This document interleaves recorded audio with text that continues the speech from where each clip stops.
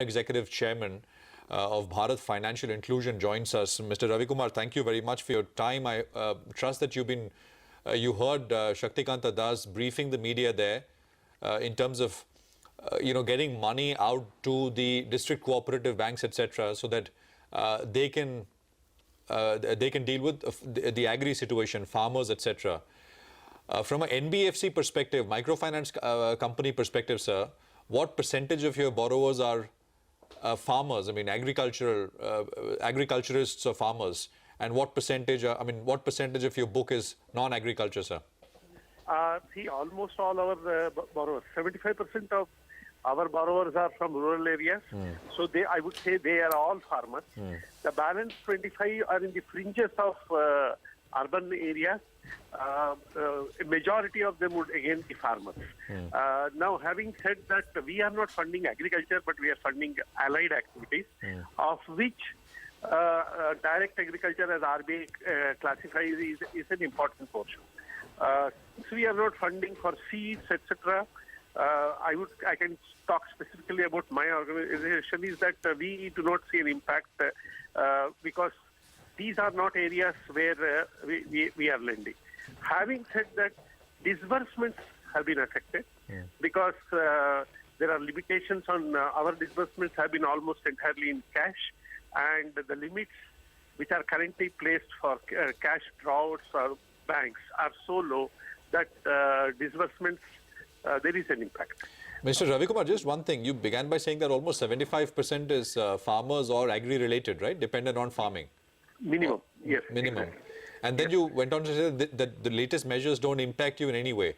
Or, because we don't fund agriculture, we fund allied activities. Exactly. No, but I'm saying if the farming itself gets, farmers themselves get some relief, will there be some impact, a second level impact as far as NBFCs go, like you? Yes. Too early to say, in the sense that, see, the measure is about 10 days old, 10, 12 days old. And I can only say that while initially there was cash shortage, it did have impact on our repayments, because we are probably the only MFI, a large MFI, which still has weekly repayments. And most other MFIs have monthly repayments. We have weekly repayments. Our repayments fell, but in the last few days they have rebounded, which means my customers are now able to access cash to repay me. Therefore, the point I'm saying is this helps the customers in their main activities, which is not our core activity. Yeah. Okay. But since we have seen a rebound of repayments, we believe that the government, which has been reacting, as another panelist has said, quickly to set right things, would allow us to continue disbursing as was the normal position. But we have not seen any move so far, either from Ministry of Finance or RBI. We have represented to them already. Okay.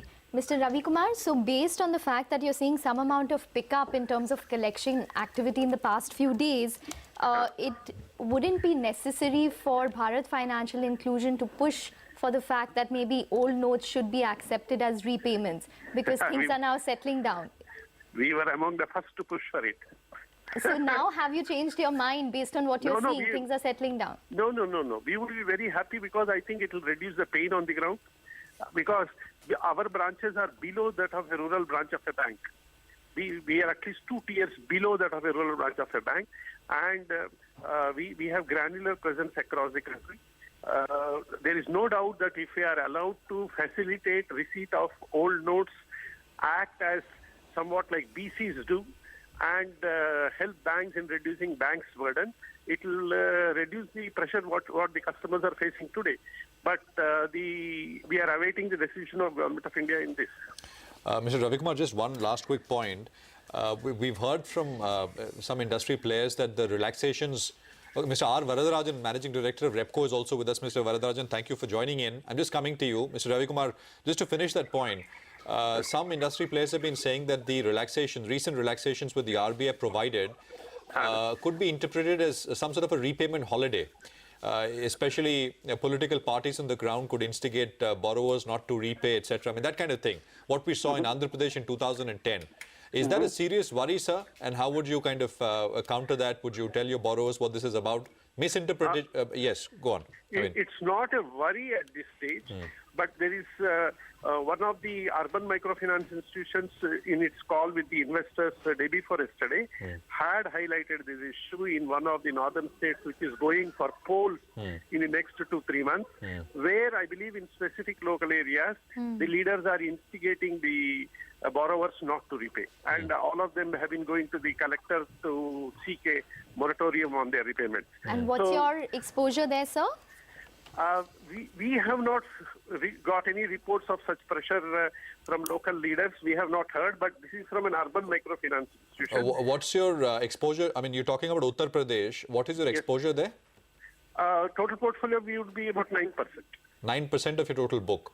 I mean, so it's not very large. It is very large for companies like Saturn Credit Care, etc. Exactly. But that, I mean, as you said, they highlighted since the state is going to polls, leaders are. Yes, so we are watching. We are watching, but I would say as of now we have not had any major issues. What about Punjab, sir? What is your exposure? Since that state also goes to. Very nominal. We don't, very little. Just a quick housekeeping question, Mr. Ravikumar. How much have collections increased in the past couple of days for you?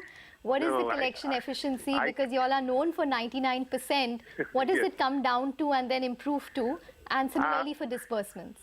I'm having a difficulty in replying your question because as a listed company, I will have to then put it in public domain. I would only say that it has returned very close to normal healthy levels. So over 90%. I wouldn't want to put a figure for the reasons mentioned. Okay, fair enough, Mr. Ravikumar. We're going to let you go. Thank you very much.